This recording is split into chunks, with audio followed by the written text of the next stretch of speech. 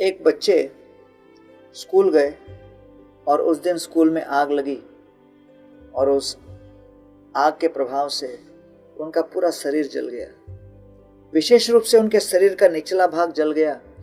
डॉक्टरों ने कहा कि ये नहीं बच सकते, कुछ समय में इनकी मृत्यु होने वाली है। लेकिन सौभाग्यवश ये बच्चा बच गया। फिर डॉक्टरों ने कहा कि शरीर का निचला भाग पूरी तरह से अपाहिज हो जाए। लेकिन इस बच्चे के अंदर बड़ी दृढ़ता थी, बड़ी तीव्र इच्छा थी। वो केवल अपाहिज बनकर नहीं बैठना चाहता था, वो चलना चाहता था, वो भागना चाहता था। उनके अंदर जुनून थी कुछ प्रयास करने की। कई समय वो बिस्तर पर था, बिस्तर से निकलकर व्हीलचेयर पर आया। व्हीलचेयर पर बैठा बैठा उसने संकल्प किया कि मैं जीवन व्हीलचेयर में नहीं निकालूंगा। अपने आप को व्हीलचेयर से छलांग लगा के धरती पर गिरा और तब गार्डन में आया। गार्डन में रेंगने लगा और रेंगते रेंगते चारों दिशाओं में घूमने लगा। उसकी माता इस दृश्य को देख रही थी। सबको लग रहा था अपने को धरती पर घसीटता हुआ व्यक्ति कभी चल पाएगा क्या। लेकिन दृढ़ संकल्प की शक्ति देखिए।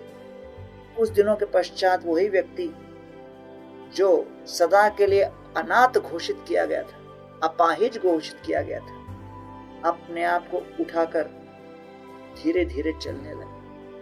कुछ दिनों के बाद दौड़ने लगा। और आप लोगों को जान के आश्चर्य होगा, फरवरी 1934 न्यूयॉर्क के मैडिसन स्क्वायर गार्डन में डॉक्टर ग्लेन कनिंघम उस समय इतिहास का 1 मील की दौड़ सबसे कम समय में पूर्ण की। ऐतिहासिक घटना थी।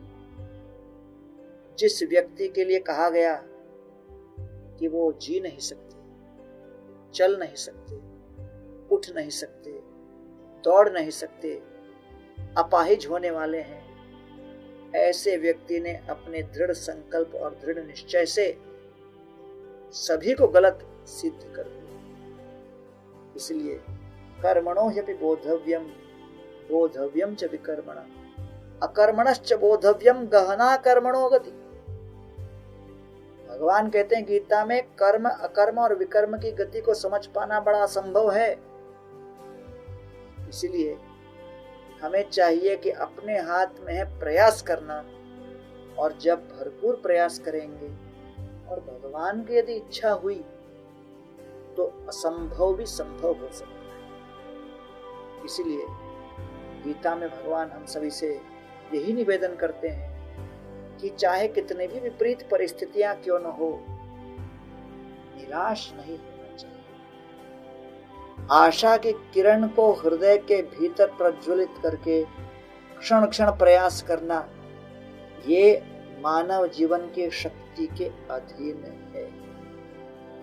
आइए ऐसा संकल्पबद्ध होकर हम अपने जीवन में प्रयास करते रहें और सफलता की चोटियों को प्राप्त